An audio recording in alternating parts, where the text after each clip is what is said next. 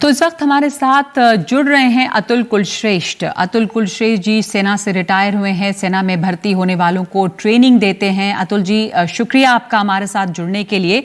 आपने अभी हमारी पिछली रिपोर्ट में शेयर की थी कई बातें कि क्या बच्चों की चिंताएं हैं, कंसर्न क्या है और समस्याएं क्या आ रही हैं। अभी अभी लेफ्टिनेंट जनरल सतीश दुआ हमारे साथ प्राइम टाइम पे थे और उन्होंने कहा कि चूंकि कोविड था इसलिए ये रिक्रूटमेंट नहीं हो सकते थे। सेना में सेना जो है वो आखिरी रिजॉर्ट है और सेना को बहुत सुरक्षित रखना जरूरी है और इस वजह से 2 साल ये भर्तियां नहीं हुई हैं। पर आप तो ये सेंटर चला रहे हैं, आप लोगों को ट्रेनिंग दे रहे हैं, किस तरह की समस्या है, कब से भर्ती नहीं हुई है? नगमा जी, थैंक यू सो मच। और मैं सबसे पहले प्रदीप मेहरा की बात करूंगा। नगमा जी, प्रदीप मेहरा आज जो सेंसेशन बन गया है दौड़ के मार्फत और जो उसका वीडियो आया है वो एक इंडिविजुअल के रूप में ना देखें हम उसको। बेसिकली वो एक उस कम्युनिटी को रिप्रेजेंट करता है, उन छात्रों को रिप्रेजेंट करता है। आप यूपी, बिहार या देश के किसी भी हिस्से में चले जाइए, आप सुबह 4 बजे जाएं और देखें तो वहां पर छात्र नंगे पैर सड़कों पर दौड़ते हुए अपने सेना भर्ती परीक्षा की तैयारी करते हुए दिखाई देंगे। जहां सोशल मीडिया की क्रांति ने इस पूरे जो प्रदीप की जो दौड़ है उसको एक क्रांति बना दिया है, वहीं पर हमारी उड्डयन क्रांति ने कई जिम्मेवार लोगों को जमीनी हकीकत से दूर कर दिया है। राइट? तो जब सड़कों पे चलते हैं तो हमें यह हकीकत दिखाई देती है। और मैं यहां पर आपका ध्यान केंद्रित करना चाहूंगा, ये तो रही आर्मी की बात में, एयरफोर्स के विद्यार्थी जो एयरफोर्स भर्ती परीक्षा देकर अपने रिजल्ट का वेट कर रहे हैं पिछले 1 साल से। काश कोई फिल्म मेकर जाए और कमरे में बैठे हुए उस चिंतामय स्टूडेंट का चेहरा दिखाए जो 1 साल से अपने माँ बाप के सपनों को साकार होता देखने के लिए बेचारा बैठा हुआ है।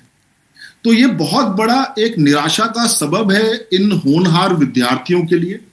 जनरल दुआ से मैं बिल्कुल सहमत हूं इस बात से कि इंडियन आर्मी की काबिलियत, उन्होंने इंडियन आर्मी की काबिलियत के बारे में बताया कि इंडियन आर्मी है स्टैब्लिश, उसने स्टैब्लिश किए बड़े बड़े अस्पताल कोविड के चेकअप्स के लिए। तो वो काबिलियत है इंडियन आर्मी की। तो जहां हम एक इतने बड़े, और इंडियन आर्मी की काबिलियत, बाढ़ आती है इंडियन आर्मी, भूकंप आता है इंडियन आर्मी। तो जब हम जहां इतने बड़े बड़े डिजास्टर्स को हैंडल कर सकते हैं वहां पर एक सिंक्रोनाइज तरीके से क्या हम भर्तियां नहीं करवा सकते? नंबर 1। नंबर 2, नगमा जी, मैं ये कहना चाहूंगा, मैं दोबारा इस बात को कहना चाहूंगा कि विसंगति इस बात की है, छात्रों के मन में रोष इस बात का है कि जहां सेंटर की भर्तियों में यूनिट हेडक्वार्टर कोटा उनके लिए होता है जो जिनके भाई या पिताजी सेना में है, उनको एक रिजर्व कोटा मिलता है, उनकी भर्तियां रेजिमेंटल सेंटर्स में होती हैं।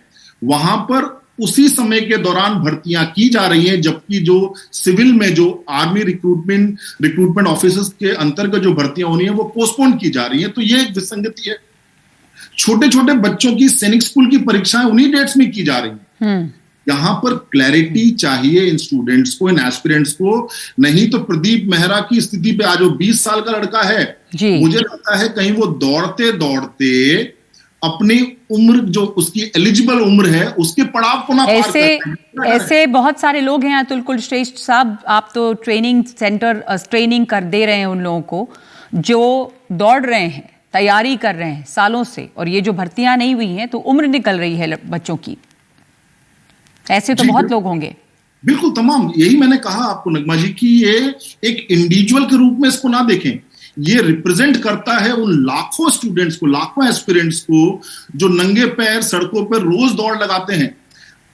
जी, तो प्रदीप मेहरा की एक कहानी जो दुनिया के सामने आई है, अच्छी बात है कि उसके जरिए बहुत सारे लोगों को ये पहली बार शायद पता चल रहा है कि ये समस्या है और ये समस्या इतनी बड़ी और इतनी गंभीर है। एक तो बेरोजगारी की समस्या है, दूसरे कई तमाम तरह की विसंगतियों की बात है जो अतुल कुलश्रेष्ठ हमें बता रहे हैं।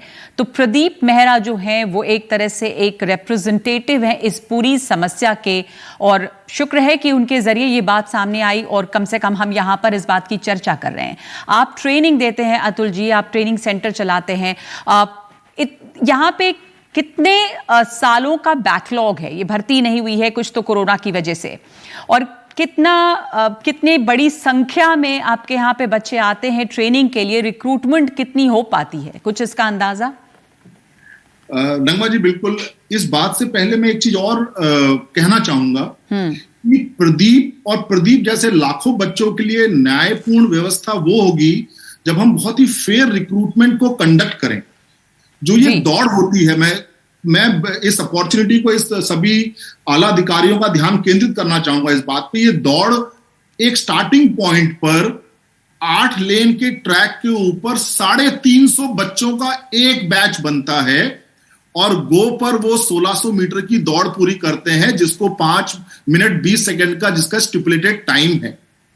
यकीन मानिए 350 बच्चों की दौड़ नहीं कहलाती, भगदड़ कहलाती है। आप 350 लोगों को एक जगह खड़ा कर दें और एक विसिल पे यदि उनको दौड़ने के लिए बोले तो भगदड़। कई लड़के अपने हाथ तुड़वा लेते हैं, गिर जाते हैं और स्टार्ट पॉइंट पे कई लड़के 15 से 20 मीटर पीछे खड़े होते हैं। तो पहली बात तो हमें इसको फेयर बनाना पड़ेगा और इसको कंडक्ट को हमें फेयर बनाना पड़ेगा, तो ये न्याय होगा। नहीं तो अकेले ऐसे लड़कों को देख के हम सेंशनलाइज तो कर सकते हैं चीजों को, लेकिन उसका एक रिजल्टेंट, जो फेयर रिजल्टेंट है, वो हम नहीं ला सकते। सही कहा आपने। दूसरी बात, हम एक शौर्य भारत ऐप के माध्यम से, डिफेंस एग्जाम्स लर्निंग ऐप है जो कि हिंदुस्तान का एक्सक्लूसिव है। आर्मी, एयरफोर्स, नेवी, सैनिक स्कूल, मिलिट्री स्कूल, तमाम आर्म फोर्सेस की तैयारी कराने के लिए तो देश भर में तकरीबन 5 लाख बच्चे इस ऐप के मार्फत तैयारी कर रहे हैं। और भर्तियां जो नहीं हुई, जो आपने मुझसे पूछा, पिछले 2 वर्षों से भर्ती सत्र 20-21 और भर्ती सत्र 21-22, यहां पर तकरीबन 90 से 100 भर्ती रैलीज कराने की आज ही वक्तव्य था। संसद के अंदर भी उन्होंने डेटा भी दिए हैं। तकरीबन 97 20-21 में भर्तियां करानी थी, जिसकी आधी हो पाई, और 21-22 में अराउंड 90 भर्तियां करानी थी, जिसमें से केवल 4 भर्ती रैली ही हो पाई। तो आप बैकलॉग समझ सकते हैं। और मैं आपको एक एग्जांपल देना चाहूंगा नगमा जी, जब आपके दिल्ली के नजदीक जब मेरठ एआरओ में जब भर्ती रैली होती है, तो उस एक भर्ती रैली के लिए 75 से 80 हजार लड़के भाग लेते हैं और तकरीबन 10 दिन की प्रक्रिया ये होती है दौड़ की, और उसके बाद रिजल्ट एग्जाम, रिटन एग्जाम होता है। तो आप एक मेरठ एआरओ, इसी प्रकार से हिंदुस्तान के अंदर ये संख्या लाखों की है। तकरीबन 1 करोड़ बच्चा पूरे भारतवर्ष में अपीयर होता है सेना भर्ती, एयरफोर्स और नेवी की भर्ती परीक्षाओं में। और यहां सिर्फ सेना भर्ती की बात नहीं कर रहा मैं, तीनों सेनाओं की भर्तियां पिछले 2 साल से गुल हैं।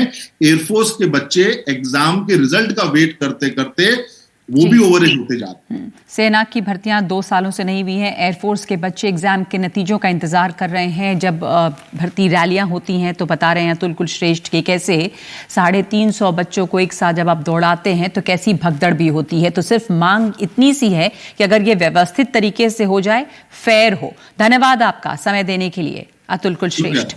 Thank you. तो ये भर्तियां स्थगित होती गई हैं।